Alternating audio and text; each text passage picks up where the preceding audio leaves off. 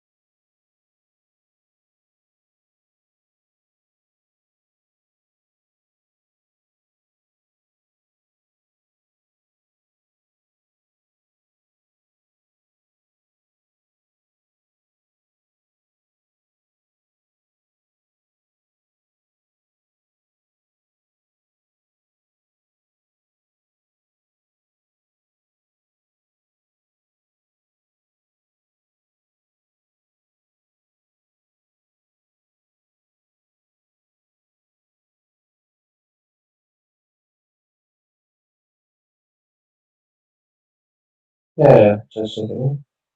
We'll wait for 1 more minute. It will be fine. So fine.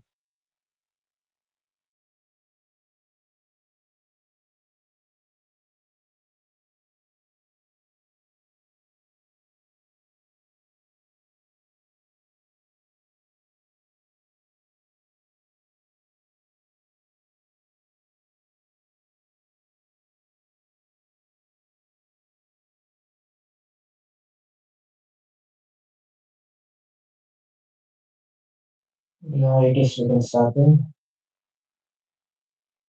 Yeah. Am I audible and visible? Yeah. Hello everyone. So I'm Vivek here from 4 p.m. Today will be the first session of LTM in which we'll be getting an intro to what groups are and in general group theory itself. Essentially, you might have heard that it relates to some kind of symmetries and all of objects, some classic examples of videos and all that give are, let's say, cubes and all. So I guess we'll try to make sense of it today and how exactly groups are related to that, if you already know what groups are. Yeah, so that is the plan for today. I'll kind of give a brief overview of what all we'll be covering today, if you have not already seen the poster itself. So essentially, first, my agenda today would be understanding. I'll not I know just what are groups, describing them as actions on something is what I plan to give a intuitive explanation on today. The proof of that might be a different case, but we'll see.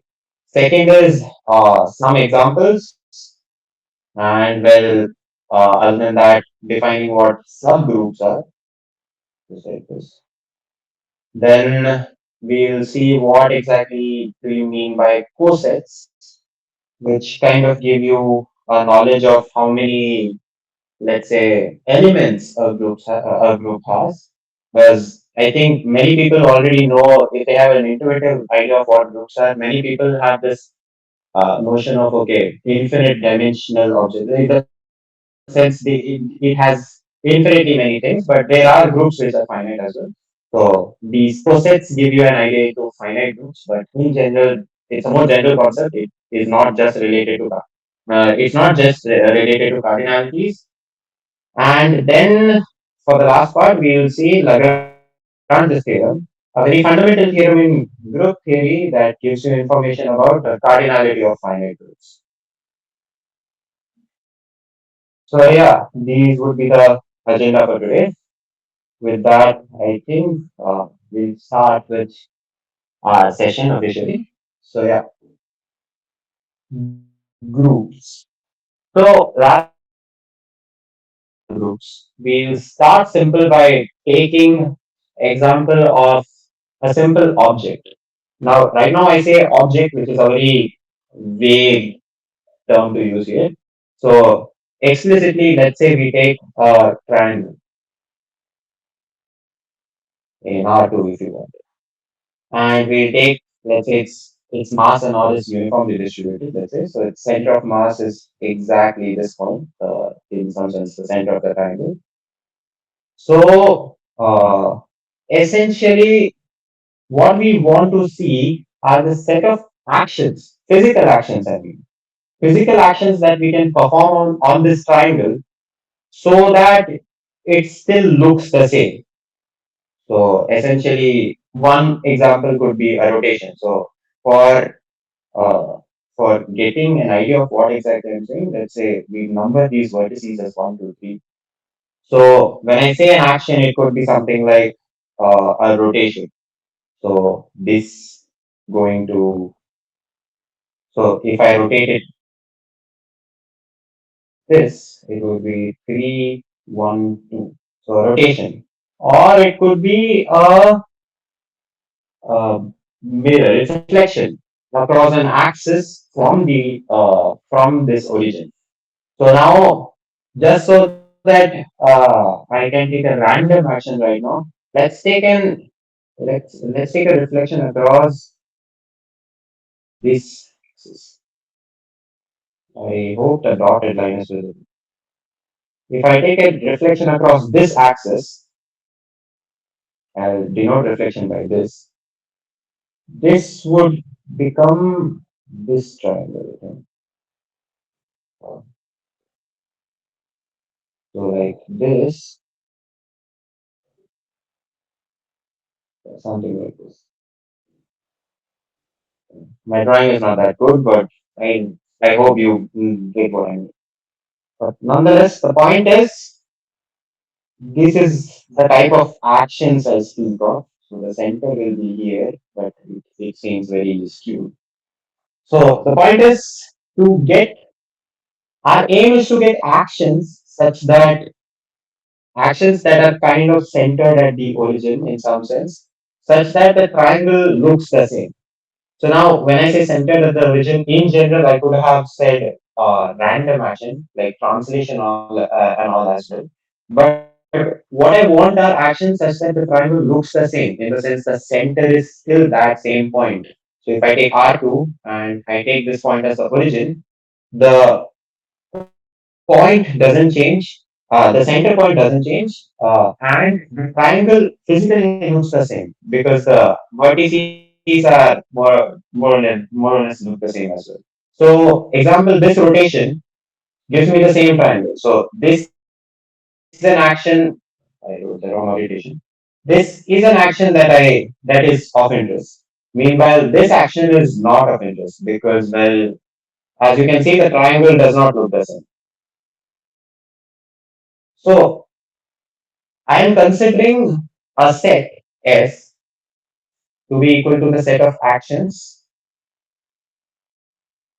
on the triangle such that triangle before, so let's say triangle before equals, I'll, let's say, because actions are kind of can be taken as a map, they are maps technically. So let's take actions K such that the triangle before equals K of the triangle.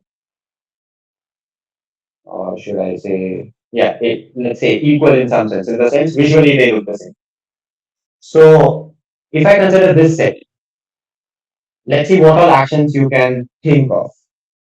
Rather, I'd like some audience, I like the participants to also be actors. So can you tell me what actions be of interest here?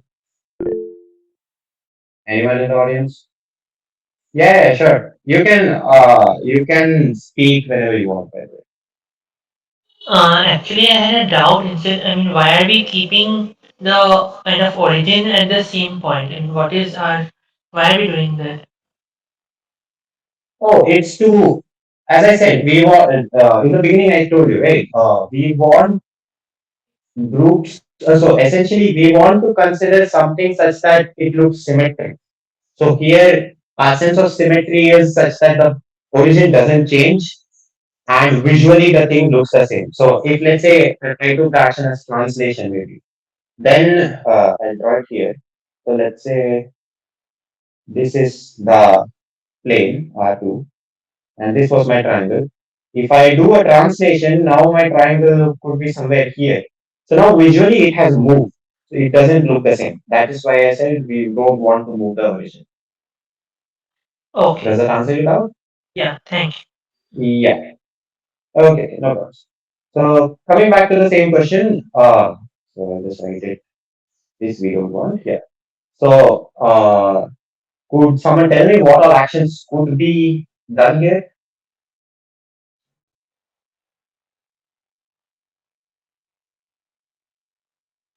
to begin with? Everyone is clear by the idea of what actions are. Any doubts are welcome, by the way. It's not Sir, exactly does double difficult. reflection counts as an action which is included in it? Pardon me, can you repeat? Double reflection. Reflection. Yeah, reflection is an action. But double So reflection. I told you, huh? Reflection two times. Reflection two times. Sure, yeah, it counts as an action. Well, that would be sure. I will just put it here. So if you take reflection two times, let's say about this axis only, this changes into this, which doesn't look the same. So this action is what we don't want. But if you do it again, it becomes the same triangle. So yeah, sure. This is fine. So this could be an action, sure. But in some sense, doesn't that also imply it is essentially the same as doing nothing? Because if we take, let's say, vertices, one, two, three, did I change order? Yeah, I changed order. So one, two, three. This becomes three, one, two, and then again it becomes one, two, three. This action doesn't change the vertices. It doesn't change the center for sure. I mean, that is exactly a condition we had put from the beginning. So this is kind of an identity operator in some sense, right? In the sense, it takes a thing, spits out the same thing as the output. Yes. So sure, it is an action, but it's a trivial action in the sense it doesn't do anything. Yeah. Anything else you could think of?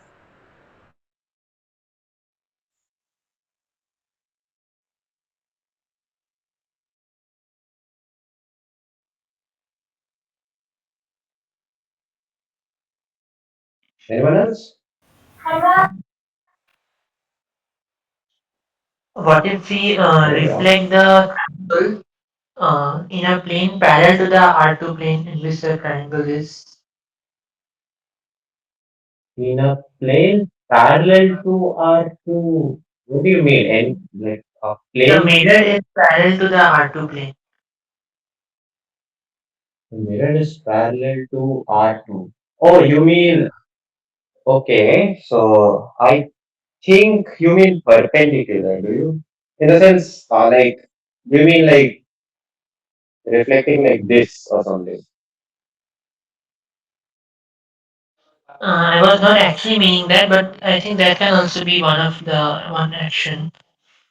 Okay, okay. I was Sure. making an identification kind of.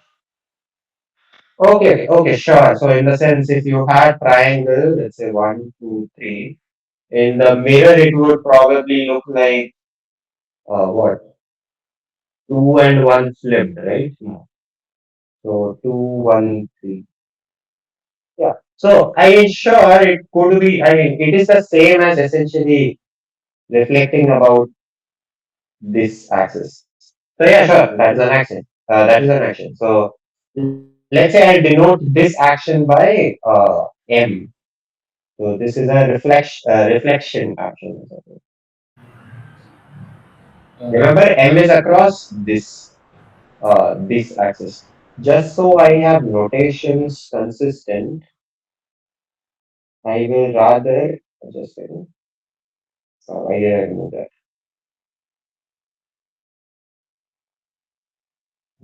Just for my notation consistency, I'll do the reflection across the axis one. I'll tell you reasons why afterwards. So I'll keep this as my axis of rotation. So it will be one, three, two. Now, yeah. So this is one action, sure. If you also if you see because of the fact because actions are maps from maps on the triangle to the same triangle, essentially m of m of the triangle is equal to the triangle itself. Can you see that? Because the m takes one, two, three, one, two, three, and spits out anti-clockwise. Sorry, yeah, anti-clockwise one, two, three. And if you again reflect it across this, you get. So I write m of m. Yeah, I didn't mean mom, but m of m. So you again get the same thing as essentially as he had pointed out, double reflection. So yeah. So in some sense, you already kind of see that actions could be somehow composed. But nonetheless, we'll get to that point again afterwards. But yeah, any other thing, any other action you could think of? We're only dealing with reflections right now, something around the lines of a more dynamic If, action. if I'm not wrong, can we consider these three triangles to be made of some rod having same material, and then if we heat symmetrically about the center, so the expansion would be same. and the center will be at the same point. So like that can be one action. Uh, sure, but then the triangle increases in size, and now I like it visually doesn't look the same. So essentially, his point was scaling, if I'm not wrong. So this to let's say this, it visually doesn't look the same. Again, don't think of these things in very abstract forms right now, because we will come to that afterwards. We have a lot of time for that. Right now, what I mean is, think of it like it should visually look the same. The information, the only thing that is that seems remotely same here are the vertices. They look identical. If you had as you said, a triangle made of the rod with let's say uniform mass, yeah, uniformly distributed mass, then the vertices you can't differentiate on. But if the triangle changes its size, or let's say it bends at some point, then you know it's not the same triangle as before.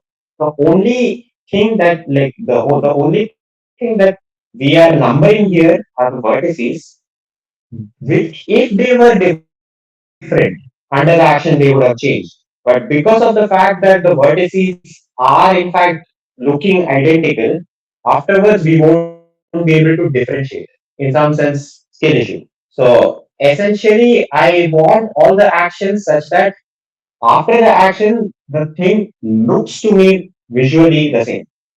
That's it. That is why this won't be an action under consideration because it visually doesn't look the same anymore. It's a bigger triangle now, even though the center is the same. Anything I else? think More, as I rotation said, 120. what? Come again? Rotations by 120 degrees successively. I think there we get three rotations before we come back to the same triangle. Exactly. So we'll rotations is what I mean. So you said 120-degree, but I'll start with 60-degree because of the fact that if we let's say why did I make the grid? I don't really require the grid as such. So if we take this triangle 1, 2, 3, and we do clockwise rotation by let's say 30 yeah 60-degree, we get the same triangle. Sorry, 120-degree. By 120-degree, we get the same triangle. So in this case, we get 3, 1, 2. I'll denote this action by rho. So now, as you see, even though the vertices, if they were different, change because of the fact that the vertices look identical. If I had the triangle themselves without numbered, I would like wouldn't be able to differentiate these two visually. This is what I mean. So rho is a action that is of interest. And as he said, if you do it 3 times, again, if you put rho, you get 3, 2, 1. And if you put again, you get 1, 2, 3. So in some sense, rho operated 3 times is the same as doing nothing. So it kind of gives you a sense of what exactly what we're gonna go into. So I'll not talk about it just yet, but yeah. Nonetheless, I'll write the information we have till now. No? So rho 3 times, which I write as rho cube, is equal to E.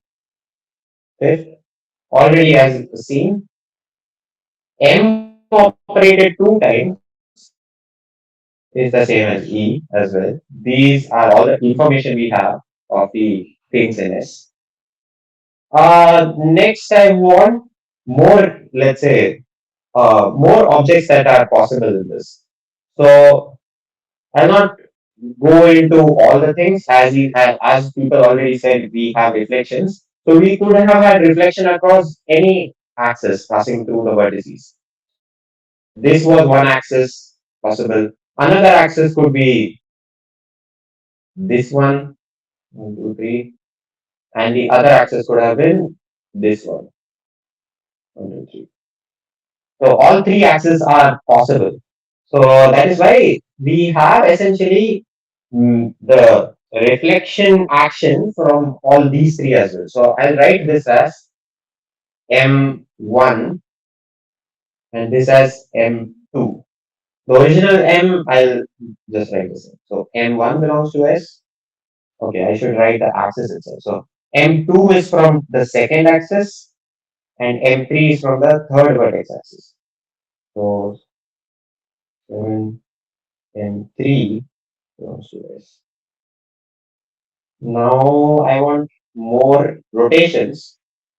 Now because of the fact that rotation doesn't care about the axis, we don't exactly have to number them like this. Second rotation, this itself is another thing we see. These two combined, row of row itself also forms a rotation necessary. So I write row of row square, row of row also belongs to S. And well, we already know that row Q is E, which we know is E. So nothing else. Are there any other actions possible? Anything you could think of? Or do you think these are the only actions possible on this, such that our desired uh, what the properties are maintained, that it looks the same afterwards? If we take a composition of reflection from the midpoint of 2 points, axis passing through the midpoints of two sides, and then a 60-degree rotation, would that count be as an action? 60-degree rotation. Okay, okay. Sure, I'll see. So you mean if I take 1, 2, 3, and I reflect it across this, let's say I call this reflection K. So this would be this triangle, 1, 3, 2. And then you mean a 60-degree rotation, let's say this part, this side. So that would make it 2, 1, 3. Okay, this is what you mean, right? Yes, yes. Yeah, but if you see, can you see that this is essentially the same as first taking a rotation by 120 degrees. So it would be 1, 3, 2, and then doing a mirror image across one. Yeah, and is also same as mirror image across the axis passing through vertex 3. Yeah, exactly. Direct one as well. It's also the same as M3. So yeah, so thing, this thing is the same as M3. So it's not a new action. I want something that is new. So when I say, so I define when I say what two actions are the same. If the outputs are same, then I will say the actions are same. That's how I define it. I don't care about the process you go through it. You can translate it to infinity and bring it back. You don't care about the process. I just care about the input and the output. Both of them should look the same. So under that condition, I say that okay, two actions are same if the outputs are same. So now can you answer that? Are these the only objects, or are there more objects that can be put into S? Or is this the set limited to? I think these are the only objects which can be put into the set. Yeah, exactly. So essentially, S can be explicitly defined as E, the reflection across one. So let's say I'll just write it as M for reasons I'll tell you afterwards. Then we have M2, reflection across the second axis, M3, reflection across the third axis, rho, rho square, and that's it. Because, well, rho cube is here again. Now, if you see M2 itself, or rather M3, we have already seen can be shown as rho, then M again. So in some sense, M3 is the same as M after applying rho. So I'll just instead of writing this O, I'll just write it as MP, M rho. So M3 is the same as M rho. So this is same as M comma M2 comma M rho comma rho square. Can M2 be given as some combination of M and rho?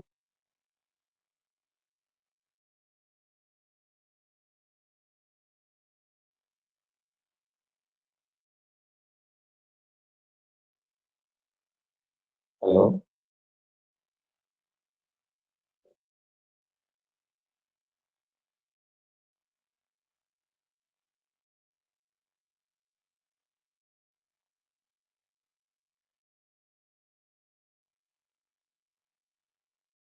If someone's not great with the question, as I said, M3 can be given as M rho, as we saw from this part, when someone pointed to me that, okay, we can take an axis across a reflection across some other axis rather than one passing through the vertices and then taking 60-degree rotation.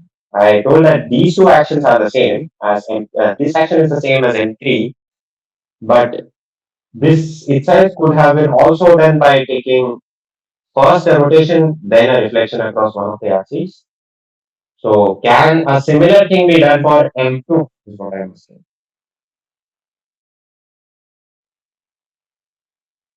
Is someone there with an answer?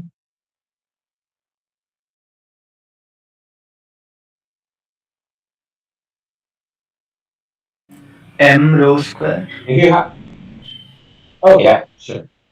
So one answer I have is M rho square. Are there any other contenders that people have? Or this is only one? Since rho is you define rho as clockwise rotation, if I want to denote anti-clockwise rotation, should I call it minus rho or something like that? Oh yeah, good point actually. We did not consider minus rho. Right. So anti-clockwise rotation. I completely forgot about mentioning that. So 1, 2, 3. If you do anti-clockwise rotation, this becomes 2, 1, 3. Yeah, but if you consider this, we'll come into this part as well. This is, don't you think this is the same as if you consider once directly? So I will consider this. Right. Once row one. So this would be 3, 2, 1. No, wait. 3, 1, 2, and then putting row again. Can you see that? So in some sense, row inverse, as in like anti-clockwise row, is the same as row square. For M2, should it be rho M rho? Row m row. Okay, another consider row m row. Sure. Anything else anyone has, or these are the only guesses?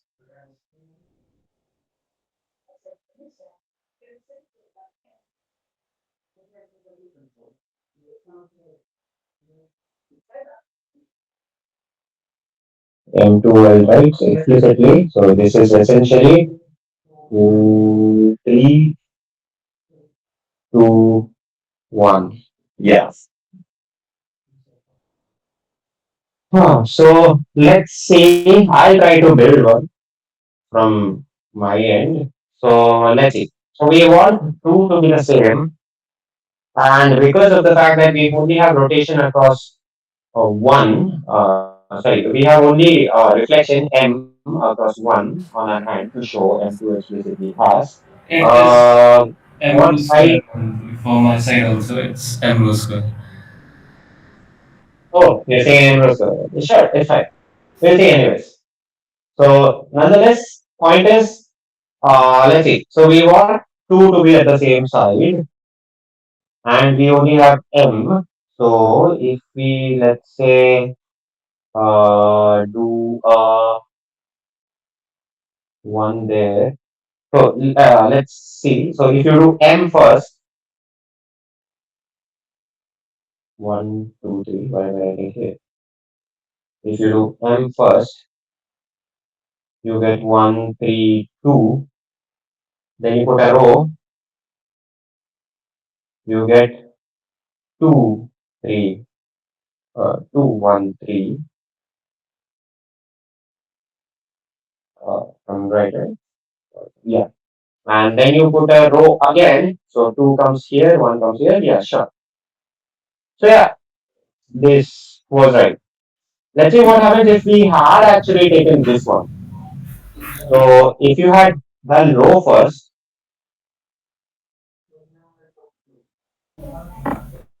by row it becomes two, one. Oh, wait, I have to do on this.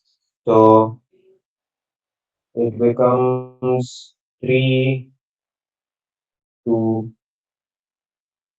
Where did my one go? Yeah, I should write that finally here. So one, two, three. One, two, three. Then I put a M. So that is two, three, one, two, three, like this. And then I do a row again. So that is two, three, one. Does it look the same? Yeah, well, it actually does look the same. So turns out your answer was correct. Who was the one who gave it row and row? Um, Vibhu. Yeah. So yeah, exactly. So your answer was also correct. So in some sense, we already can see that M row is in fact equal to row M row. M row square is equal to row M row as well. So yeah, we'll come to the part of discussing how exactly this works and all. But the point is, as you can see, any element in this set could be generated using. So this is the symbol. I forgot what these brackets were called, but these crocodile mouth type brackets, some primary language terms I'm using. But yeah, these kind of brackets represent generation of a set, a generation of a group, right? We'll come to that. So M and rho, these two elements generate the set such that these properties are followed. M square is one. M square is the identity action. Row cube is the identity action as well. I should have written row cube as identity action. And I have the relation M row is equal to rho M row. This would now I claim actually give me this group or they give me this set. I'm not find what group is. But first of all, the one question you should also ask is how would it first generate? What does generation mean? One. And the second is how do these relations uniquely generate a set? So the set. So we'll come to that. But in some sense, right now we saw like the set of actions that have a desired trait. In this case, it should visually look the same. And in most other definitions that we follow, it literally means the same as well. Visually looks the same or some other properties. So under some desired property that has to stay constant gives me a set of actions. And that set of actions might, as in this case, be finite, but in some other cases it might be infinite as well. When I say shapes, it doesn't need be a shape that has like finite volume and everything. It could as might as well be like let's say R2. Now I wouldn't say like most of the people will call R2 as a shape. But yeah, in that is why in the beginning I said we want to deal with definitions as a definition of a group as, let's say, some kind of symmetries for an object. But when I say symmetries, it just means set of actions such that a desired trait remains constant. So now we'll go to the actual definition of a group. So a group is essentially a set like S, where there are actions that can be composed with each other to still follow the same kind of action in the same. It also belongs to the same set S. So any composition of actions you make in S also remains in S. That is uh, G. And because of the fact right now our operation was composition. So if we take any two elements in S, it was composition. I take any operator as such. So I'll just put this operator. So it's a set with a binary operator.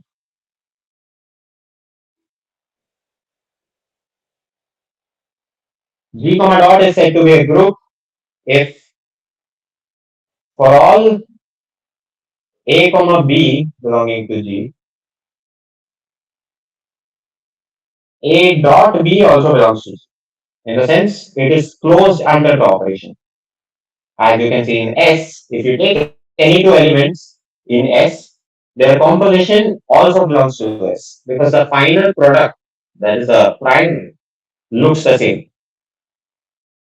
So that is one. So this is called a group.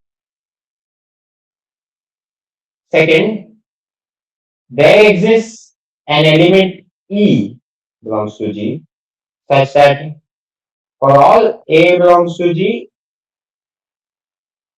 E dot A is the same as A dot E and it is equal to A.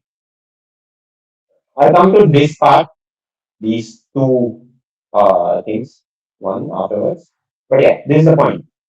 So there exists some kind of an identity operator. So or identity element. Rather. This is called identity.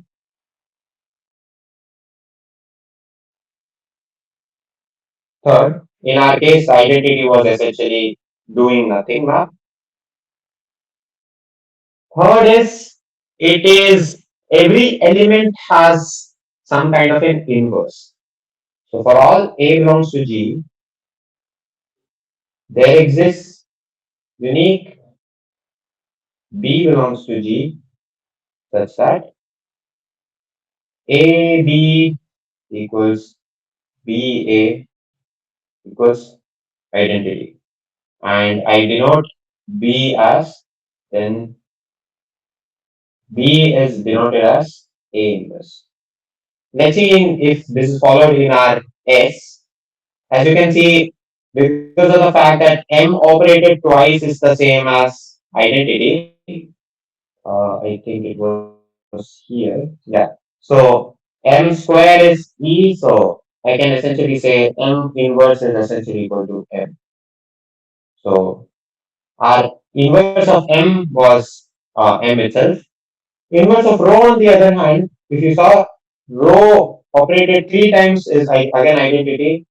So you can say rho square equals rho inverse equals rho square. And similarly, I'll give it as an exercise, but see that for every other operator in this, you can also get an inverse, and that also is one of these operators. So take that as an exercise if you want to see how exactly the inverse makes sense. So this is the inverse. Fourth is the main part, or one of the main parts, the associativity. In the sense, the order in which you perform the binary operator doesn't change it unless you don't change the permutation. Big sentence, but it makes sense like this. If you consider these to be actions, A acted on B, acted on C. I'll not write this because we denoted our binary operator as dot. This thing is the same as A on B, then on C. So this is associativity. Again, if you go back to our original example, as you can see, if you take a reflection and then do rotation, or rather, if you take any three elements in this, the order doesn't exactly matter. In the sense, the order of operations matter. In the sense, the order in which you bracket them doesn't matter. That's how you use. So, example, if I take M2, then apply M3, and then rho. So essentially, first I'll apply rho, then I'll apply M3, and then I apply M2. It's exactly going to be the same as I apply M2 first, then I apply M3. Sorry, I apply rho first, and then I apply M2 on M3 on that. So these two are exactly the same. It's like saying A, then B, then C is the same as A, then B, then C. It's like, in general, I would say it's not something that has to be followed. If you know, example, in case of vector spaces, restricted to R3. If you take cross products, they're not exactly associated. So there you go. Not all binary operators follow this. Cross product is a binary operator. That's why. So that is why this, for groups, this is a need. So cross product doesn't form a group in that sense. If that was not obvious, because well, this is also something that is not exactly. So why not? So these three together is, these are called group axioms 1, 2, 3, 4. And if a set G with a binary operator follows it, it's called a group. That's it. Examples, I gave one example, that was S. The set of such actions on the triangle is also denoted as D3. So D3 is essentially defined as the set S that we saw there. One example. Second example could be other symmetries. So Dn defined as set of actions with the same desired trait, the center of mass the same and everything. Actions on uh, n plus so n gone, set of actions on n gone, such that the desired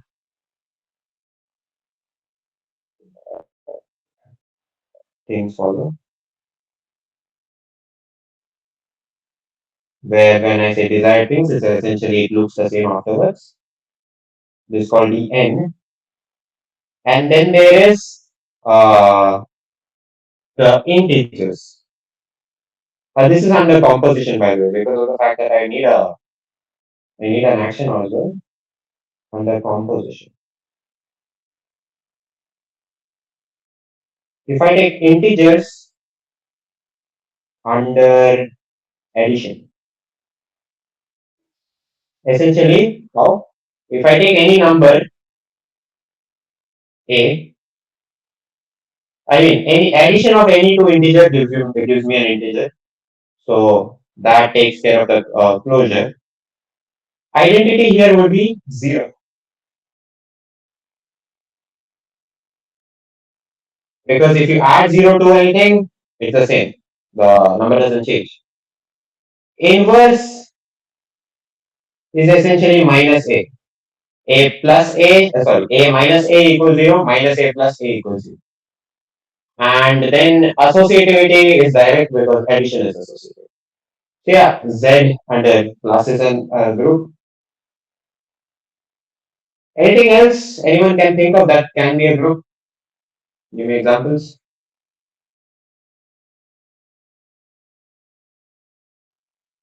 I guess it's been too long since I am the only one talking, so I guess someone else should say something as well. Anyone that can think what a group, like an example of a group. If anyone has a doubt on what group is as well, they can ask. By the way, it's fine. Please interrupt me if you need.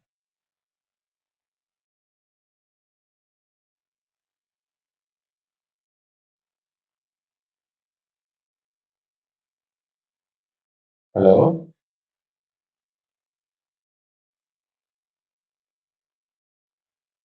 First of all, that everyone is So fine. Is very does yeah, yeah, go I ahead. have a doubt, like, so does real numbers on like addition, subtraction, multiplication and division. Okay, that's a lot of operators. So addition, subtraction, division, and multiplication. So choose one of the operators because we need one operator here. As you can see, a set with a one operator. Right now we here four operators, so you have to choose one of them. Okay, so while defining we just choose one operator. Is that Exactly. So we while defining, we take a set G with one operator. Further, if you want, further to call it a group, it has to follow all of these rules, axioms, essentially. Only then you call it a group. So So like we can take multiplication as an operator for all the non-zero numbers, I guess. Yeah. sure. So oh, what was your name again? Aman. Aman. Okay. So as Aman said, we can take r minus 0, which is also denoted as Rx, multiplicative group of real numbers under multiplication. So yes, this actually does form a group because, well, if you so this I'll talk about, so that's why I've still written it. So Rx under multiplication also forms a group because if you multiply two real numbers, it gives you a real number. Inverse is essentially one upon that real number. What else?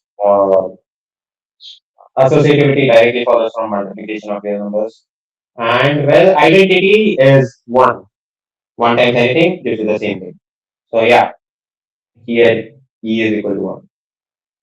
So coming back to that one person's doubt, I think it was. Let me see.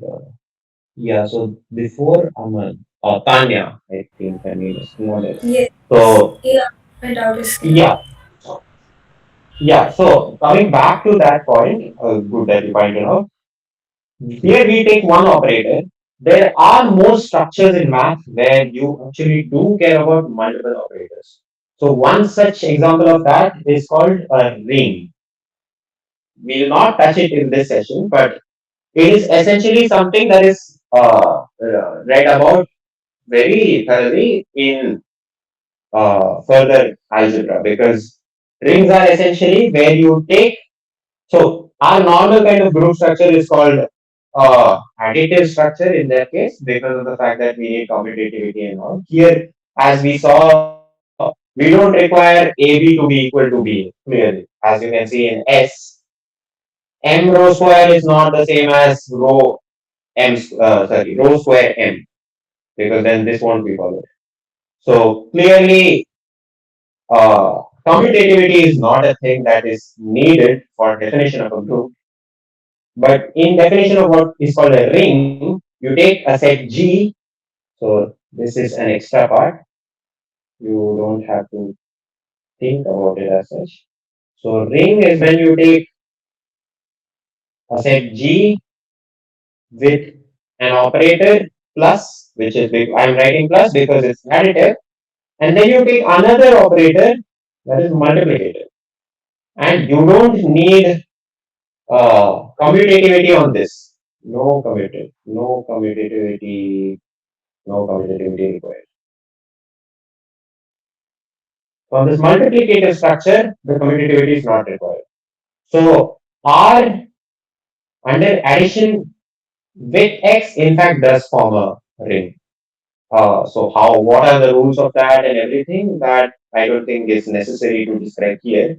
just wanted to put it as a side note. So my point was there are structures in math which also are defined using multiple operators. It's not that we don't want that, but essentially one more point I wanted to get through is I don't need this minus operator because that is already taken care of by inverse of plus, and division operator as well because that is again taken care of by the multiplicative structure, that is this multiplication. So that is why I can just write this as r plus and x, but that doesn't exactly work. So the example itself is not exactly what we wanted. But nonetheless, coming back to that point, R itself is plus with plus is also good because well again the logic is the same as integers. Add two real numbers gives you a real number. Uh, the identity is again zero, and well associativity and everything else follows from the addition structure on usual the normal addition of numbers. Nonetheless, another thing, let's take one step ahead from just numbers. Anything else you guys can think of? More examples? Maybe on the lines of vectors and all? Can we use matrices like Yeah, matrices. So set of all matrices, but under what structure? hmm, like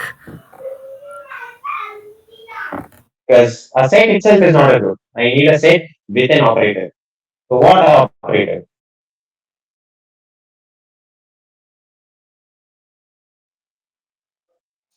A set of sets under the union operator. Wait. Union of matrices? No, a set of sets. Set of sets. Okay, that's a different. Okay. Aman, you can think on what exactly the structure you want to put. Till then, I'll come back to his example. Set of all subsets. Okay. Set of all subsets of a set under what? Not necessarily a subset, a set of sets, and a set of sets, and this outer set should contain the null set also, so that my identity condition is satisfied. And I think under the union operator,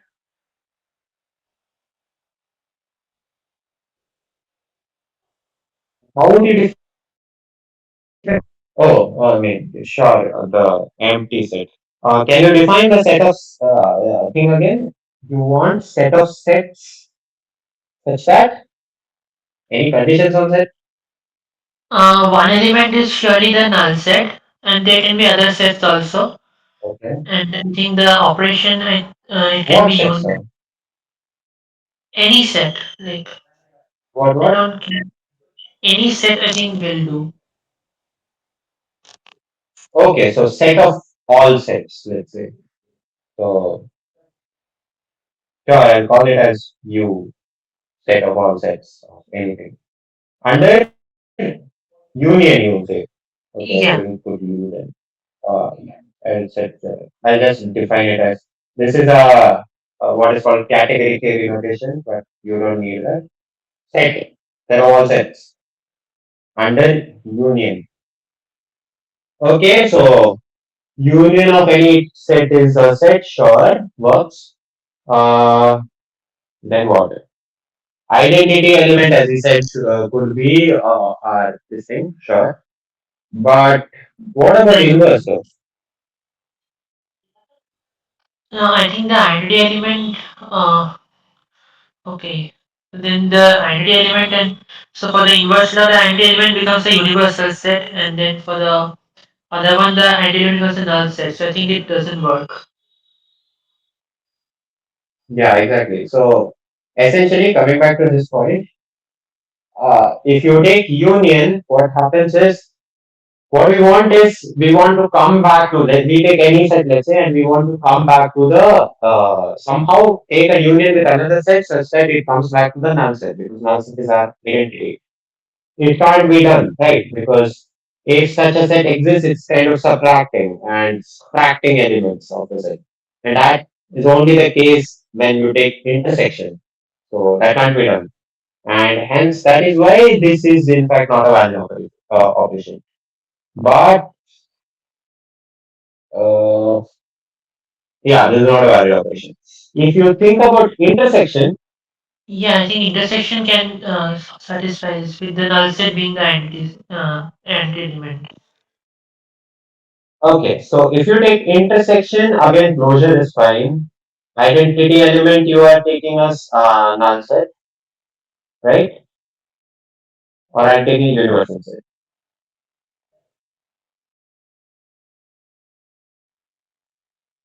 So Yeah, in this case, it just the problem remains, just switch places. yeah, so in this case, I mean, I could define the identity element here as, let's say, the universal set. So that takes care about the identity as well. In case of the third, inverse is essentially my complement. Complement is fine. Let's take associativity. If associativity follows, sure, it is fine. If I take A intersection B intersection C, is it the same as A intersection B then intersection C? Is it the same?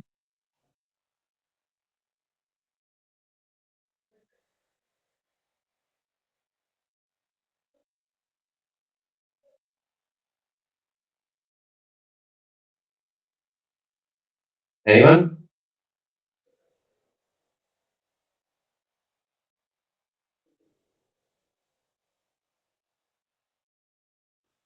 You guys think it is the same or it is not?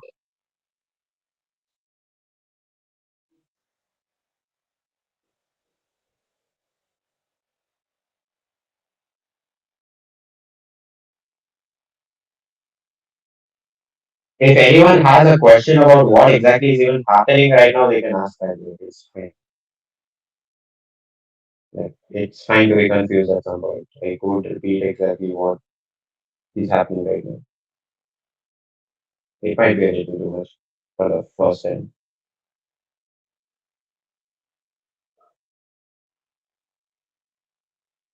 And I know that phone Yes, is they are the same. activating. I think They it are the holds. same? Yes. Yeah. So Yeah, this example holds then. So essentially, this in fact does form a just a second. It actually does form a group. So the set of sets, all sets under the operation of intersection does in fact form a group.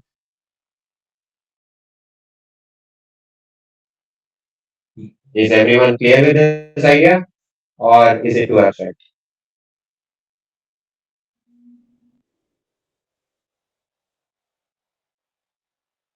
Hello? Is there Yeah, any we are doubts? clear. Yeah, sure. So the set of all sets under intersection forms a group. So here the identity element will be equal to the universal set. Uh, Problems here are it doesn't exactly go well with the set theory because axiomatic set theory because of the fact that there exists no universal set. So we have to take a specific set here. So we can take it as the set of all subsets of a infinite set of some sort. So that is why we will take it as the set of all subsets of a set A. Uh, P is a subset of a set A. Set of all sets P, or let's just say power set, right? Power set is the set of all sets. Why am I doing so much? So power set is defined, I denote it as, and usually many other books as well, as 2 to the A, where A is any set. So this also defines a group, where the identity element is the null set. So Any other example? Anyways, coming back to this M n cross M, did someone find a structure on it which might make it a group? Multiplication operator can be. Multiplication operator. So can you multiply M n cross M with n cross M? So an n cross M matrix with an n cross M matrix is possible. Some like symmetric, like 2 cross 2 or 3 cross 3. Sure. So M n cross N. But again, the problem is that inverse. Are all matrices invertible? No, the determinant should be not equal to 0. Exactly. So that is one another group. So that is denoted as GLNR. It could be complex numbers by the way as well. It's fine. In that case also it works. It's a set of all matrices A, I'll denote it as n cross n, such that determinant of A is greater than 0. Not mod of determinant of A is greater than 0. Need not be positive. Yeah. So GLNR, the set of all invertible matrices, also forms a group. Why? Identity, of course, your identity matrix. Then closure, direct multiplication of n cross n matrix gives you an n cross n matrix, and because determinant of a multiplication of matrix is equal to the determinant of the multiplication of the determinant of matrices, again non-zero, and well, associativity directly goes from matrix multiplication again. So another thing which I did want to actually point before we went to JLNR is Mn cross M only. It does form a group, but under addition. You can add matrices, you can subtract matrices without any care about what their determinant is. I mean, but here you can't really take determinant in general. So yeah, this also forms a group because well, it's element-wise addition and it's element-wise addition. It has a similar structure to R itself. So nonetheless, the point is this is another example. More examples just for not wasting time. More would be any kind of vector space in general. You can add two vectors. You can subtract two vectors. In some sense, yeah, you can subtract two vectors. They they they are closed if you know, and there because of the fact that you take the additive structure, the inverse of a vector in some sense will be essentially then minus multiplied by the vector itself. So any vector space V under additive structure, vector space. And if you know anything about vector space, here, so one person I think raised hand. You don't have to raise hand by the way. You can freely point out whatever your doubt is at any time. I have a doubt, like in the seventh example, which was that power set. Hmm. How do you explain Okay. inverse property? I didn't get it. Inverse would be the complement. If you take complement of set, the intersection of the original set with the complement will give you null set. Okay. Yeah, that's it. And because of the fact that the intersection itself doesn't care about how you exactly take the intersection, the result is going to be the same. So this is in fact a commutative group in the sense a group is said to be commutative if your binary your binary function dot binary operator is here is in fact commutative. I think none of our examples till now except D3 and DN have been non-commutative. Uh, yeah. So everything till now except D3 and no GLNR. Yeah. GLNR is not commutative because matrix multiplication is not in general commutative. Just a second, let me just turn on my lights. Yeah, better. Yeah, so most of it except DLNR Mn cross M again commutative because matrix addition. So that and Dn. Two of these are non-commutative. Rest every one of them are commutative groups. If anyone has a doubt about what I said, commutative and others, they can point it out. It's very simple as saying that the operator itself is commutative. AB is equal to BK. So vector space and nothing else come to my mind right now. There are other groups by the way, like something called permutation groups and all, but those things we'll see afterwards. So I don't want to touch them and define it right now. If no one has a doubt right now, one more thing. If anyone is caring about like, okay, we have said vector space here, do we need to consider the field and all? You don't. Separate structure, the field itself, we don't care about right now. If someone is confused about what a field is, we don't need it right now. So we'll not touch upon it. Point is, just take vector space, consider it as any Rn if you want. Technically, you always can do that. Not R maybe, but nonetheless. Point is, consider it as Rn if you want, and yeah, that's it. Additive structure, it forms a group. So that is exactly what a group is. So this was what our second agenda was. That is examples. One more part is what a subgroup is. Now you know what a group is. So essentially a subgroup, because how we define a subset is something that is smaller in the set itself. A that is a subset of G is a subgroup. Why did A is a subgroup if let's say we had G comma dot A comma A comma dot itself is also a group.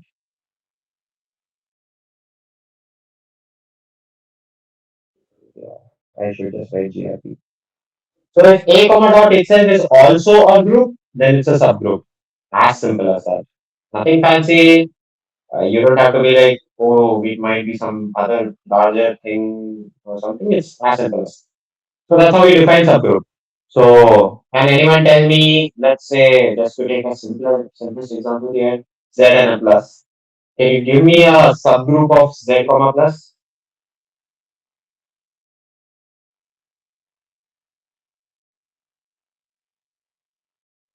Anyone? Natural numbers. N comma plus. Yeah, natural numbers doesn't include negatives. So if you take plus here, because of the fact that you need inverses, you can't take negatives anymore. So natural numbers won't be. What was the second example? Probably we can take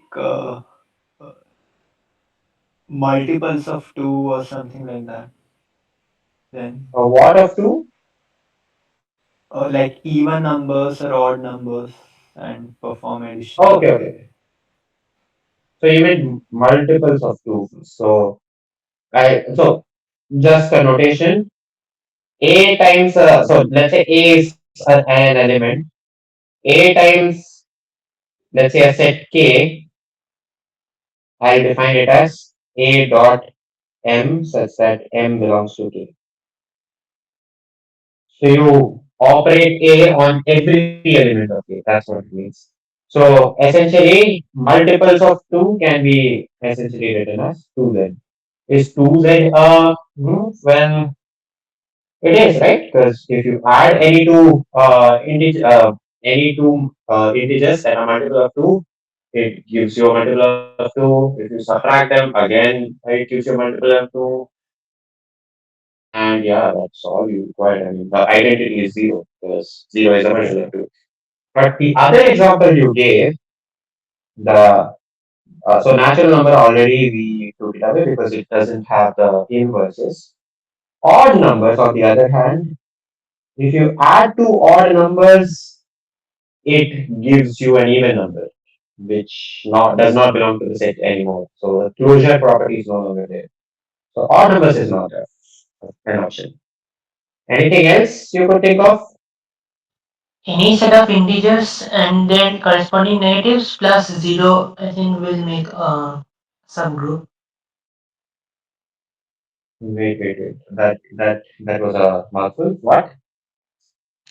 Any set of integers plus their negatives plus 0. All of them together might make a subgroup. Any set of integers. If you take one only, one at zero, one minus one zero. If you add one two times, the two won't be there in the group anymore. So because of the fact that it has to be closed, I can add the same element, right? I took in the original definition A and B such that AB also belongs to the same group. I can take B to be equal to A. So in this case, if I take my set to be, as you said, as I said, let's say minus 1, 0, 1. I add 1 two times, it will give me 2. But 2 does not belong to A. So it's not a subgroup. Because as I said, A comma dot also has to be a group. So in this case, in some sense, that gives you an idea that any finite set is not an option. Any finite set is not a subgroup. Anything else?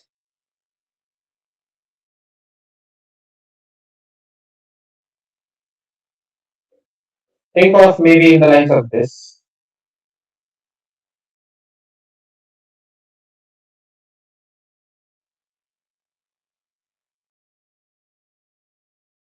Anyone?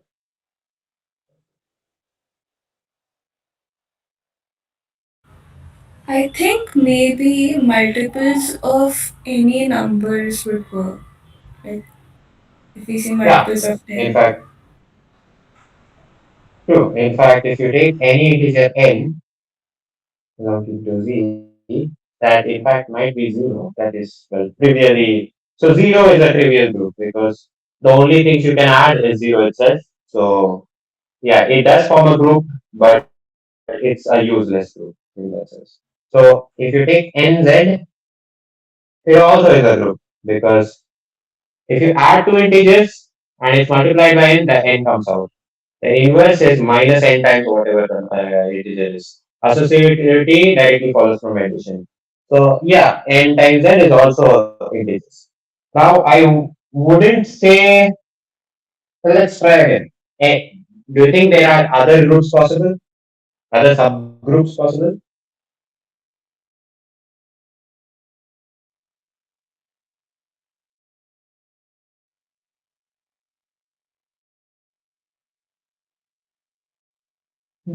Anyone?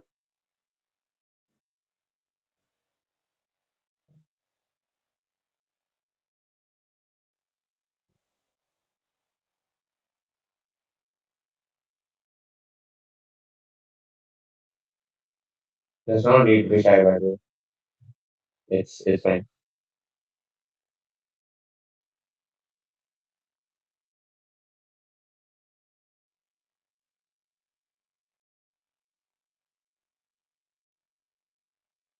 If you can say if you think that there are no groups possible as well. It is an option to say.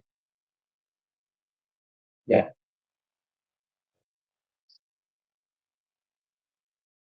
Are there any other groups anyone could think of, or do you think these are in fact only the groups possible? Technically Could speaking, we you have only characterized one form of groups. could you Could I? Yeah. once again repeat the subgroups? Like, I mean, just list them out once again. Yeah. So subgroup is essentially a subset of the original group. The group is a set with an operation. So a subgroup is a set with an operation again, such that the set is a subset of the original set G, and the subset with the same operation is also a group. As in, if you consider anything, so if you consider just the set A standalone, it itself is also a group. That's what a subgroup means. So in this case, if you take 2z, that is a set of all even integers, it is in fact a subset of the original set z, but it standalone it's also a group. right? Because if you take addition, subtraction, anything, it is again even numbers. So that is why its standalone is also a group. So similarly, if you take the by the same logic for NZ, it also is a standalone a group itself. So are there any other groups possible you think of subgroups possible you think of Z, or have we exhausted all the groups, all the subgroups?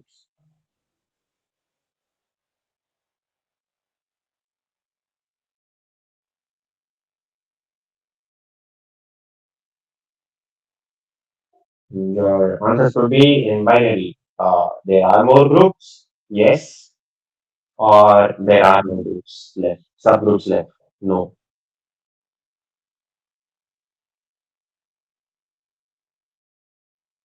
Anyone? Guesses are also fine. They're welcome. Intuition is one of the keys for sometimes solving any problem.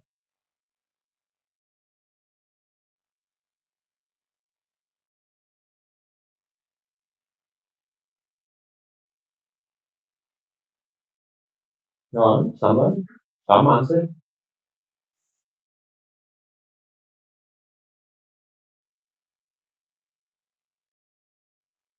I don't think there is any further group. Yeah, no further group Mm-hmm. can be possible. Yeah, so the answer is, in fact, there exists no other subgroups. Now, I did say to get your intuition behind because the proof itself goes into a bit more. It's simple, it's not that hard. Essentially, you think of these in terms of generators, as I was saying before. So, for S initially, that is our D3 initially, we thought of its generators. So, similarly, we will see what generators of Z itself are. And then we'll see, okay, if we do construct a subgroup, what kind of structure it must be. And it turns out the only kind of structure it can take is NZ, and no other subgroups are possible. We'll come to the proof afterwards, but yeah, the answer is right. There exists no other subgroups. Anyways, another example of subgroups for, let's say, our group here is GLNR. Any subgroup anyone can think of?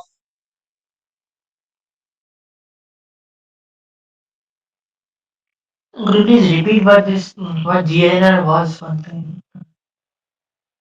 Oh, GLNR is essentially a set of all invertible end-to-end matrices.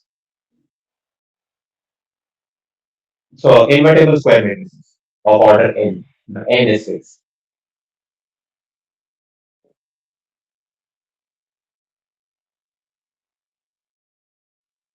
So I'm asking what could be a potential subgroup for it.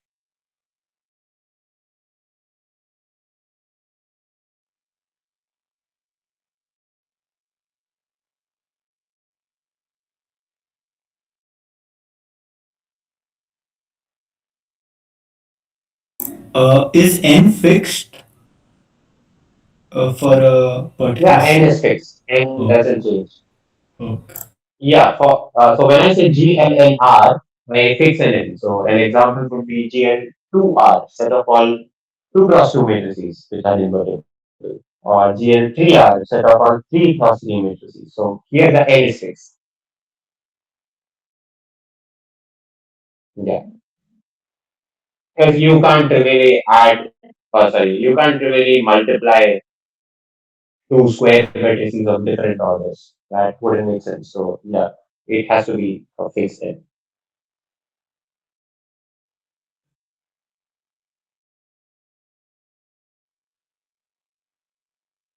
Yeah, anything someone can think of? We'll maybe wait for 3 seconds. If no one is, I will be happy to do the next. I mean, a potential Um, answer could be there exists no subgroup. um, can we have a subgroup such as K into IN, where IN is the identity matrix and K is any integer or any number? I mean, sure. I mean, doable. So the potential answer is K into G, where K belongs to Z, an integer. Well, it is an answer. The only thing is because of the fact that the entries are real, multiplying by K doesn't exactly do anything because No, every no. matrix What A. I meant was taking the identity matrix of order n and then multiplying it with Oh, k. oh, oh. Oh, okay, okay, okay. Sure, sure, sure. My bad. So, and K was integer. Was it integer or real numbers? We can take anything, integer or even a real number. If we take integers, then inverse is a problem. Inverse of Ki is 1 by Ki, but 1 by K is not an integer. We can take real number then. Exactly. But then the real numbers problem is 0. So the answer that I'm looking for is in fact Rx. And if anyone remembers what Rx is, it's the set of all real numbers without 0. So R minus 0 in that sense. So if you multiply by any non-zero real number, this is in fact a subgroup because you can multiply it, you have inverses, and if you do any kind of composition, anything, you are again get identity matrix multiplied by real number. So essentially, yeah, this is a potential subgroup. Anything else? I mean, I think further should be me only. So in a sense, I should give you an example. Further is What is ONR, the operation we are which is defining currently? operation is multiplication of matrices. Oh, Yeah.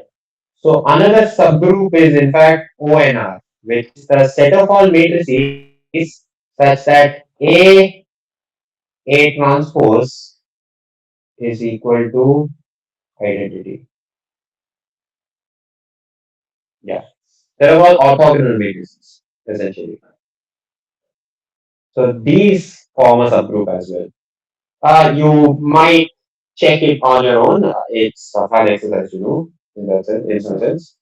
Then another subgroup could be SONR, as they say, which is a subset of ONR. So it's in fact even a subgroup of ONR itself, defined as determinant of A is equal to 1. So here this means determinant of A is either plus or minus 1. So when you go further, it's SONR is essentially determinant of orthogonal matrix such that its determinant is 1. Yeah. Orthogonal matrices in general only have to have determinant such that the mod of it is 1. So, yeah. Is everyone clear with it? There are more there are more subgroups you can form, of course, but these might be the only ones maybe of great interest as such at the moment. Sure. Does anyone have any doubts? And is it unclear if these are subgroups? They can ask directly, or else we'll move forward. I'm not sure how we are defining G as a group because one of the rules you stated was I think those commutativity was essential. So No. So as I said before, in our original thing, yeah, don't confuse it with a ring. So that's why I wrote it here. This part is not required. This is not part of session. So this is a special ring. We don't require so we require one commutativity there in one of the operations. In general, AB need not be equal to BA. So commutativity is not required. Okay. Yeah. So yeah, these are the subgroups. If anyone has a doubt, they could uh, they could ask right now, or else we'll move forward. Even the definitions, if anyone has doubt in the definition itself, they could ask. By the way. Assuming none, I guess we'll go forward. So if we take vector spaces, I is everyone clear by the idea of what a subspace of a vector space is? Yes. Yeah. Then well, yeah. Not, If not you yet. have okay, sure. So if you have a vector space, S is a subspace. If S is a subset of V, for sure. In any whenever there is a word sub, it would imply that it is a subset. Yeah, I would rather not elaborate more on that. Yeah, it's a subset, and S itself is a vector space. Itself is a vector space. That's it.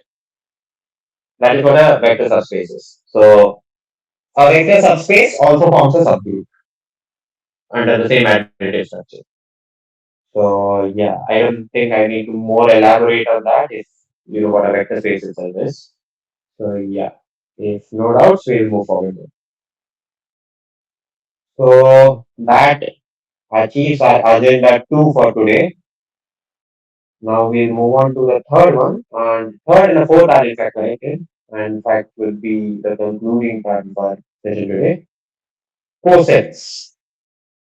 So cosets essentially move. Cosets kind of give you a sense into how a set is divided in some sense. It's partitioned into. So before that, I would rather also define. Okay, so if I repeat this notation, if G belongs to G and H is a subset of G, GH is defined as G times K such that K belongs to H.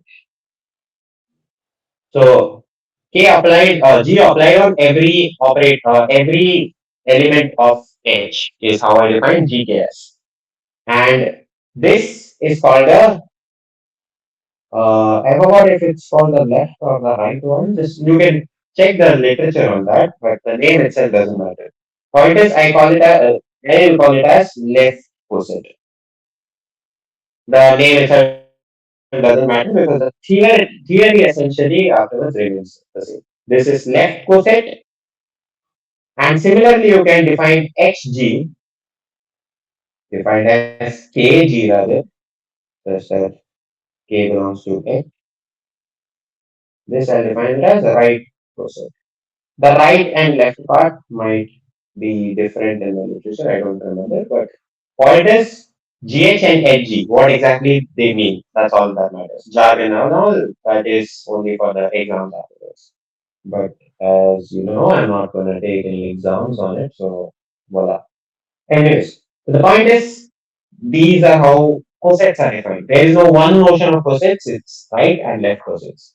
Of course, when you take a commutative group, it doesn't matter because Kg is equal to Gk. But if you take a group in general, these two need not be same. So note GH need not be equal to Hg always. So that's it. So these are what cosets are defined by. So that's it. That's why I said coset wasn't exactly a big deal and why I made it a separate agenda. But point is the related part, that is the important part, is a relation formed by. So I'll define a relation on G. So I have the group G and I'll define a relation. How do I define a relation? By the way, everyone is fine by the idea of what a relation is, or do I need to define it again? It's yeah. So everyone is clear by the idea of what a relation is, right? Yeah. Yeah. So then, so it's defined as A is related to B if A B inverse belongs to H, and if that is true, I claim that A belongs to the coset BH. Oh wait, wrong side. The coset HB. And well, you can see this is the case because if the first is true, and I claim that this is if and only if, proof is the same. It's very easy.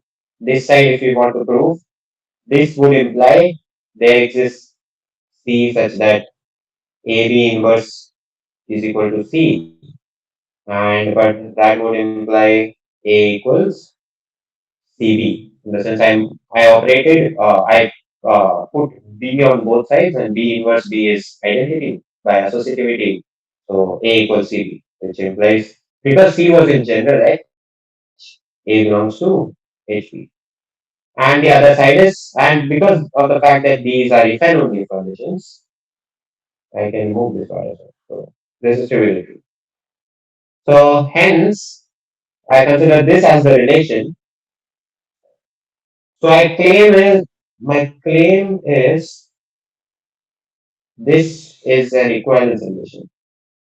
Equivalence relation.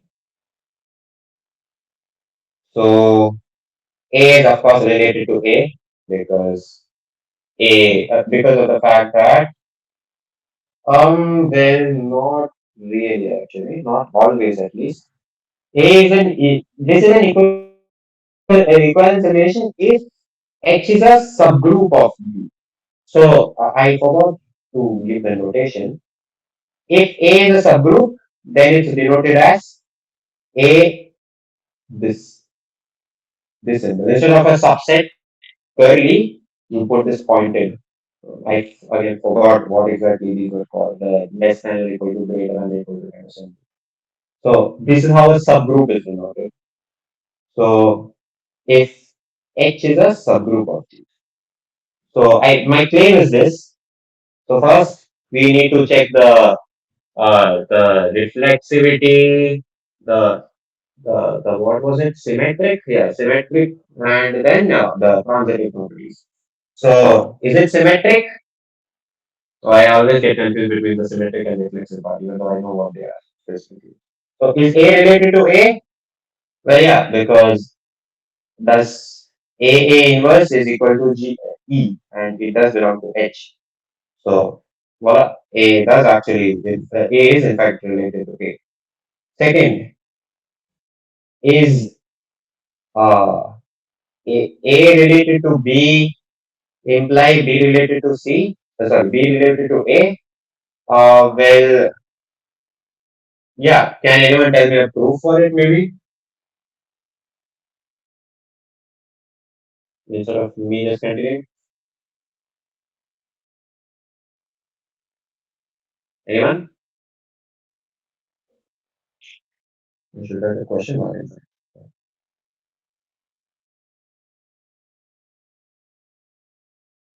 When you go forward with doing this, always think about what that relation means and then move forward.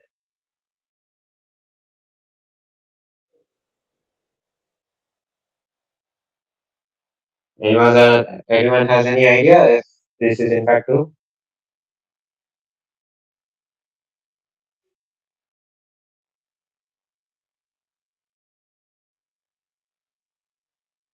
I just put a plain as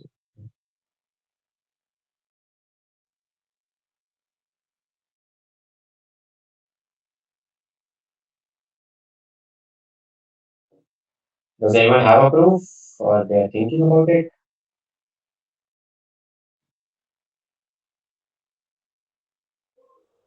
and wait for maybe 1 minute or so, and then proceed if no one has a proof for them. Do you want to show what H was? What? What H was? The definition of the. H is a subgroup. H, yeah, H is a subgroup of G. That's it. Okay.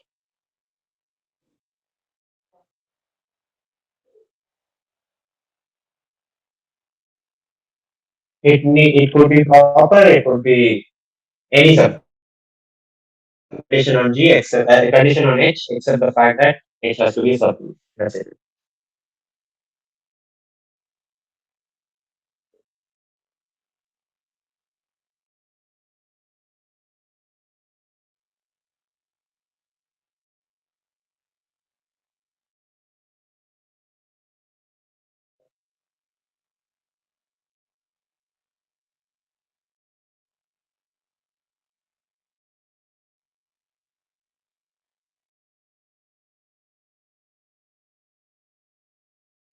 The 1 minute is over.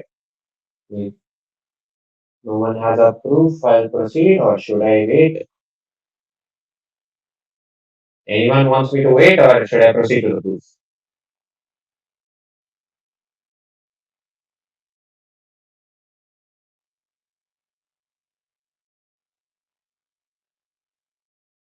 Please give me an answer, guys. Should I proceed to the proof, or anyone is waiting for proof? Sorry, someone is actually doing the proof, and they want maybe a minute of time or so.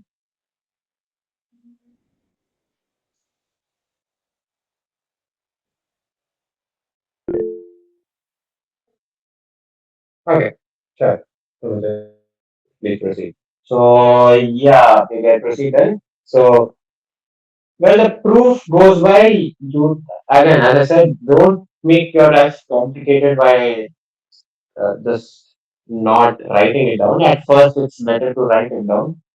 However, you might think, okay, it's simple calculations.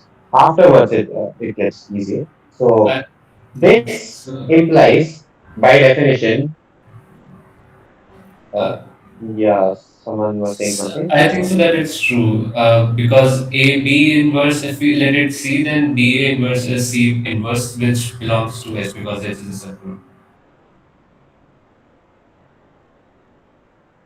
Yeah, well, the proof is in fact exactly the same. So to to make sense of this point, he just said this essentially implies AB inverse belong to H, which would imply, because of the fact that H is a subgroup, AB inverse also belongs to H.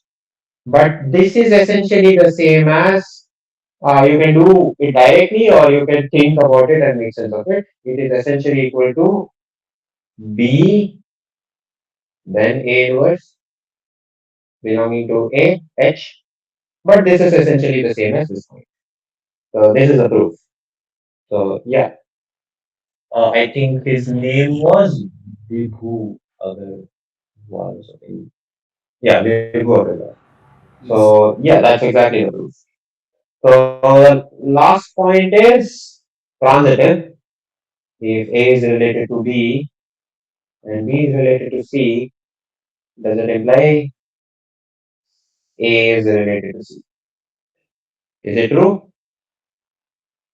I mean, I said the claim is this, and I usually write claims if it is true. So the question should be, does anyone have a proof for it?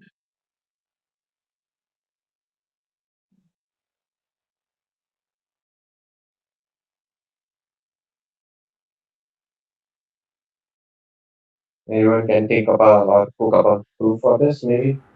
Because H is closed under the binary operation, it should be related because F binary operation G should belongs to H. I mean, because A relation B whole say it is equals to F, and then we Hmm. when we binary operate it on the outcome of B relation C, say it is equals to G, BC inverse is equals to G, and so F on operated on G will equals to AC inverse, which should belongs to H because of closure. What is F exactly? I didn't understand what F means. Uh, Where did F come from? l- I made a notation of AB inverse is equals to F, BC inverse is equals to G. Oh, So, okay, sure. Yeah, that is right. So his point essentially is you have AB inverse belonging to H and BC inverse belonging to H. Because H is a subgroup, you can multiply these and these are closed. So this would imply A, B inverse B, C inverse belonging to H. But this is identity, and by associativity, this is equal to AC inverse divided by 2. AC inverse, which belongs to H, but that implies A is related to C. So yeah, you see that essentially if again once if H is a subgroup, this relation is an equivalence. This thing is an equivalence relation. And when so another question is, does this always hold? Like in the sense, if H is any random subset, does this hold? Is this relation an equivalence relation? Is it?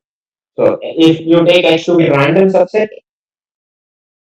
if H is random, I actually could have just written if H is subset of G, is it true? So is it true?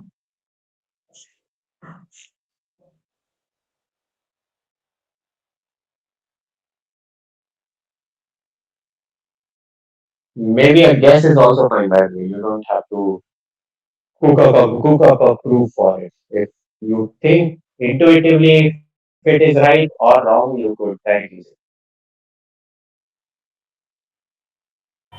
I Most think of it proofs, is in fact, sometimes are right. Yeah, go ahead. I think it Yeah, is go true ahead. because Sorry for interrupting. that's Yeah. the only condition like which we have considered here and it satisfies. Okay, you so your name was Tanya. So yeah, so you think that this condition is true, so it's still an equivalence relation. Okay, sure. And why do you think it was? What did you mean by the condition? I didn't get a condition part. Like we prove the equivalence relationship by using the fact that H is a subgroup in itself or a group in itself. So Hmm. I think I got the So question. you mean this that this does?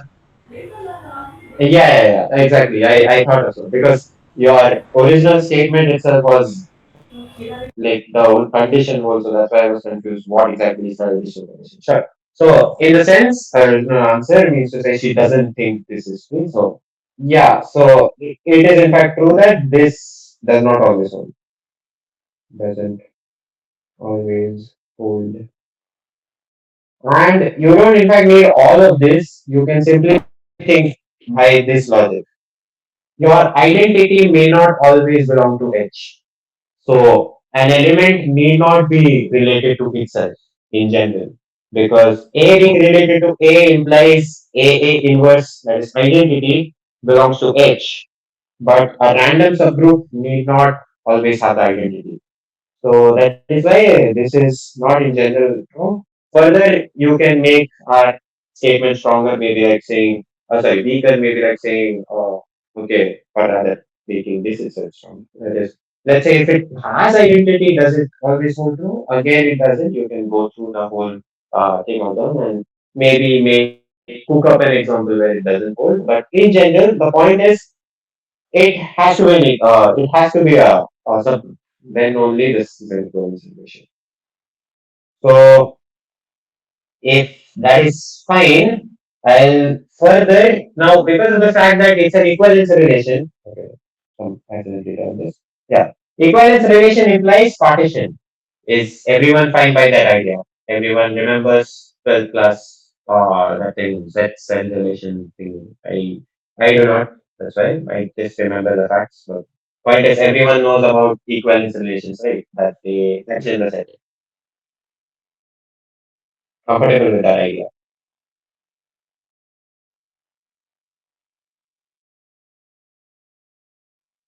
Hello?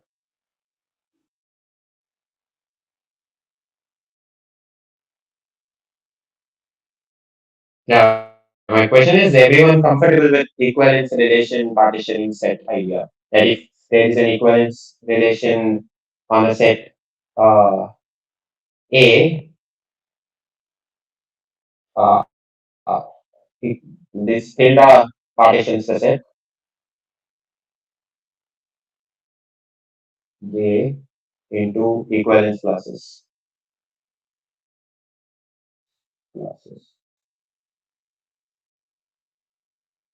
Is everyone comfortable with the idea of equivalence classes, partitions, and everything? Because then this next part will be a very smoother. Like it will barely take 10 minutes. In fact, What the word classes is meaning here? Like, equivalence, I got it, but what yeah, classes? sure. Yeah, so equivalence class means so A, where A belongs to together A, is an equivalence class. It's a set of all B such that A is related to B. That's it.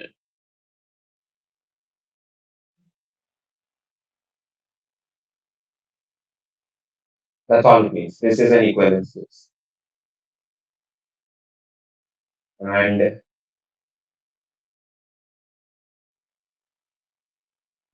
class. And in fact, it's a theory of equivalence relations that the if B belongs to A,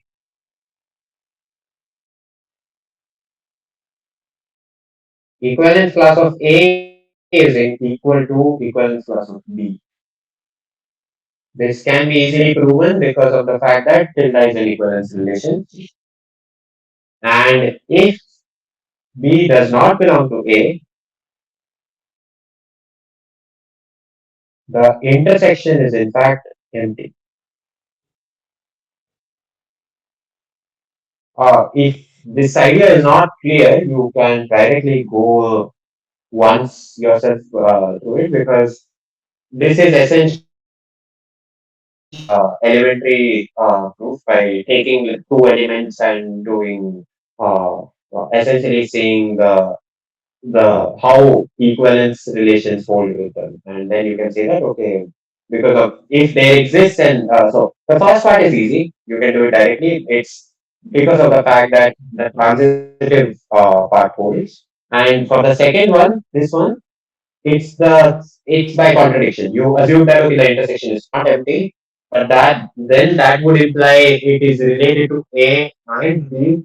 But because of the fact that if A is related to B, equivalence class of A is equal to equivalence class of B, then that would imply equivalence class of A equals of that of C equals of that of B, which is a contradiction. That's exactly how it goes. The second part goes by contradiction. If someone has a doubt in that part, I could write down the proof for them if they want, or else we'll move on. So that is why I said uh, equivalence classes A such that A belongs to A belongs to A, partition set A. And when I say partition, it means subsets such that the intersection is empty and the union of all the set is equal to the original set.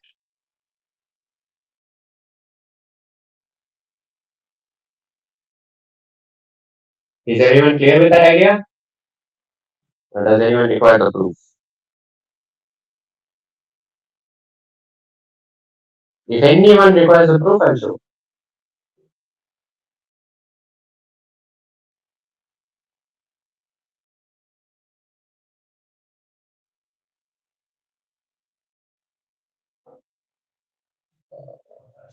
I'll assume everyone is clear by the idea then and proceed to the next one. So yeah, so under the G equivalence class, and because of the fact that this equivalence class was defined by us via set H, a subgroup H, I'll denote it by tilde subscript H. Yeah, tilde subscript H. Oh, this is not a group, so I don't need to write this brackets. So we have a group G comma dot and we have tilde H. So because of the fact that tilde H is in fact a subgroup. Okay, wait, I think this up. Where's the notes? Yeah, notes. I need to share screen.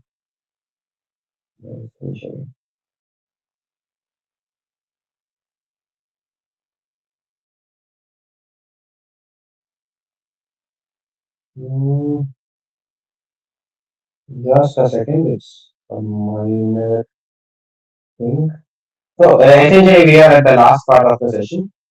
I wouldn't take much time on this one. Yeah. This is visible to everyone, right? Please give me an answer for this. Yeah. Oh, okay. So we have an equivalence relation given by the subgroup H, and we have the group G. So this is the major theorem, one of the fundamental theorems in group theory. So it's called Lagrange's theorem. So the statement goes by. So this is essentially it comments on the cardinality of a group. So if cardinality of G is finite and cardinality, sorry, H is a subgroup of G,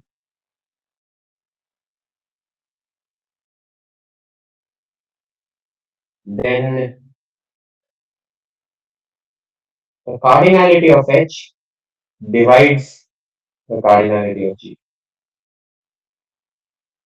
That's all it means. In the sense, yeah, this notation is, I think, it's clear to everyone. So this is essentially what it means. So this is one of the fundamental theorems of group theory, essentially saying if G is a finite group, in the sense the number of elements related in it are finite, then the cardinality of any of its subgroup divides the cardinality of the original. So the proof of it is very simple. In fact, it in fact goes to the this part only, partition part. So what we'll first see is how exactly what exactly is the structure of GH. Let's see if this operation is in fact. So essentially, what I mean is, so can there exists A and C? Claim is there exists no A and C such that A not equal to C and GA equals GC. This is my claim. Proof is very simple. In fact, you assume they are. That will imply GA equals DC, obviously, by the statement itself. And well, that would imply because you can take G inverse on both sides.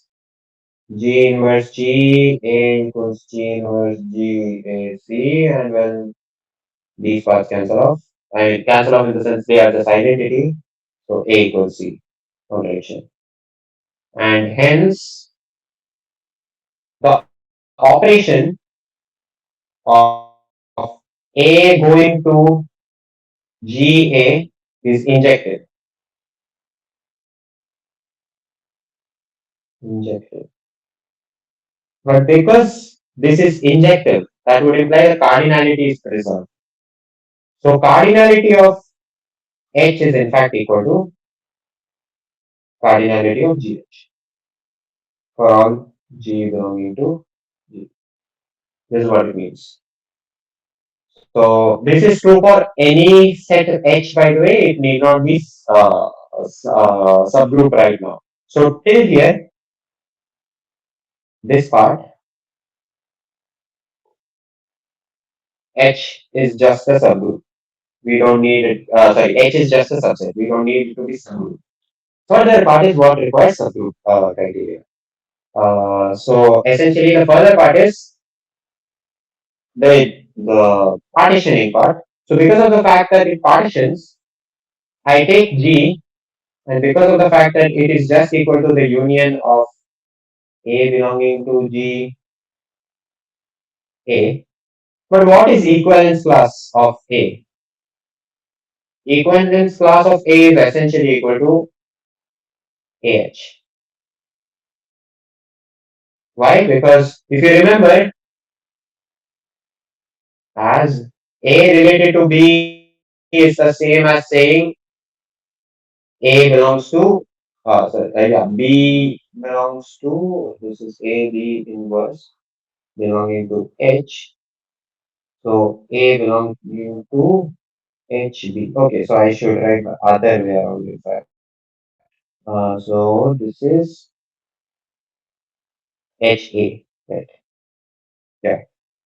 Alright. So well, this proof also holds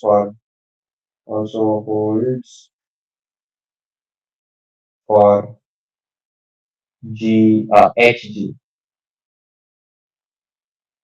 So this is a thing to consider. So this is in fact equal to norm of Hg, cardinality of Hg. So because of the fact that this holds, this would imply this is equal to union A belongs to G of HA, and again you can say that as if you take two distinct equivalence classes, the intersection of them is empty because the equivalence relation partitions the group or partitions a set in general. This would imply this, if you take cardinality of G, it is equal to the distinct equivalence relations. So number of distinct distinct equivalence classes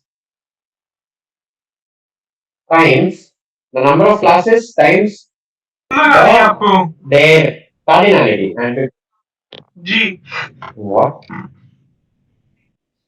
Yeah, intrusive thoughts. Mangalam, are Wait, you give me a second. Give me a second. mad at me or Meeting something? I think is about to end. Yeah.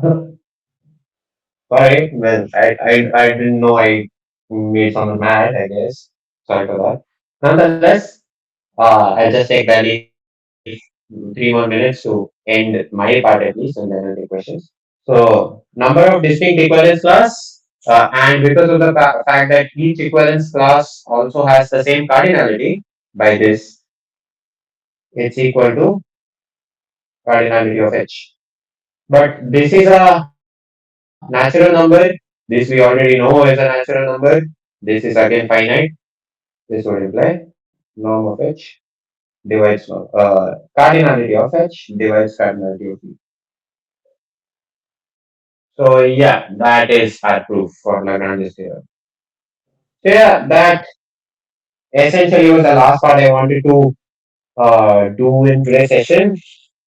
Further, we'll see more on some things that I have not exactly planned fully yet, but it would be more or less on the lines of what are called homomorphism theorems. Essentially, first of all, what homomorphisms are.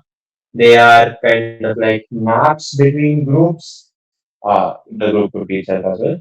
And then theorems regarding that. Because homomorphisms are kind of the base of what group theory is. You compare anything through maps between them. So if you want to know what they are, you need to know the structure of their maps, and they are given by these theorems. It kind of becomes the base of algebra in general. Most stuff is either related to groups or stuff called rings and all. So yeah, essentially that's what we will be doing next session, more or less. Uh, yeah, in this session, if anyone has any doubts right now, they can ask. Maybe. How can in a group where the operation is intersection, the identity can be the phi subset, the one group which we talked about, the subset group. Oh, okay, okay, okay. So how is it the identity? How can the identity be phi on the intersection operator? Okay. All right, it will be intersection, right? All right, good thing. No, I don't think we made Did we make the intersection as the identity there? Sorry, empty set as the identity there. Yeah, it won't be empty set. My bad. It would be the universal set. A good thing you pointed it out. It would be the set itself. My bad. Yeah. Oh, okay. Oh wait. That also makes it a problem because then you can't define inverses. Maybe this Exactly. example itself is bad. Then you can't. Yeah. My bad, guys. It doesn't in fact make a. I thought it might, but it is in fact not a loop. So yeah, not a loop. Yeah. My bad. I thought it might have. Yeah, because I never really thought of group being defined like this. I think there was an attempt made by someone in one of our classes once. But nonetheless, yeah, it's not a good. So I should remove this. Yeah, I think we should just make this. Yeah, good thing you pointed it out. Anyone else has any other doubts other than that one? Yeah. Be attentive. I might make some mistakes at some point. Yeah, exactly. Hmm. Anyone has any doubts regarding any of the proofs they could ask right now as well?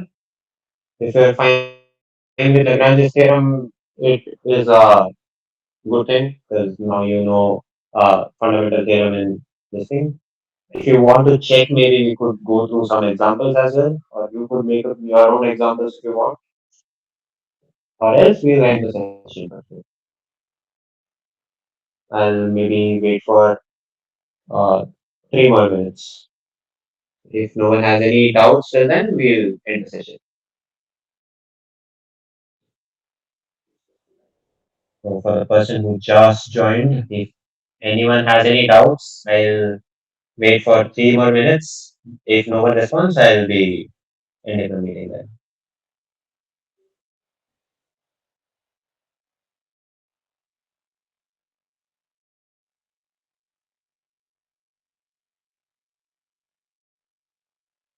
It could be any part, by the way. It doesn't need to be specific part, specific thing related to Lagrange.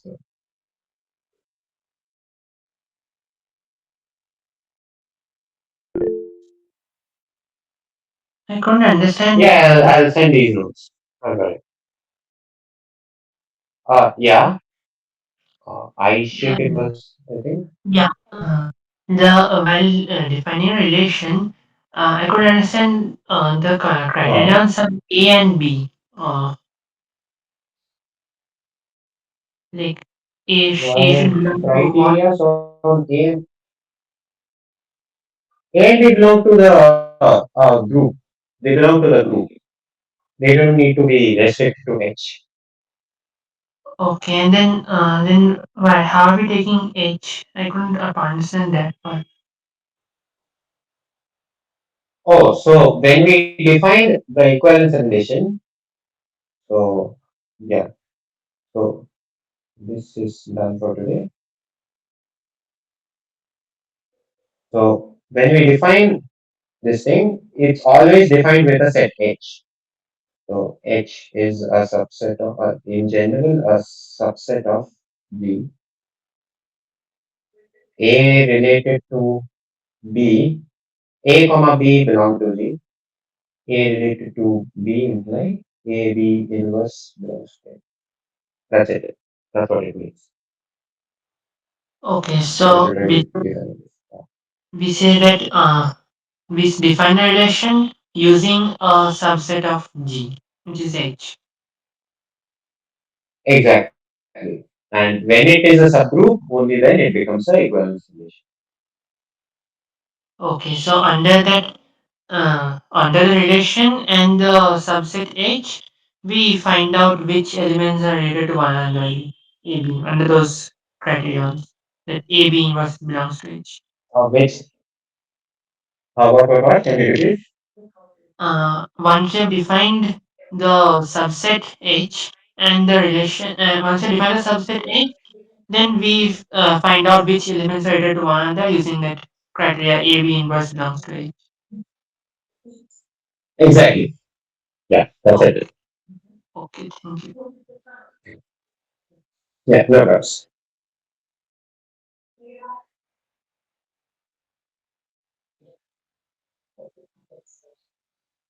Yeah, okay then. So if no one has any other doubts, we'll be ending the session then. Thank you very much for joining in. I'll take the next session on next Thursday this time. Yesterday, due to some miscommunication, I couldn't take the session. So next session will be on Thursday. Uh, Same time, 5 o'clock. Okay then. Thank you very much, everyone. Adios.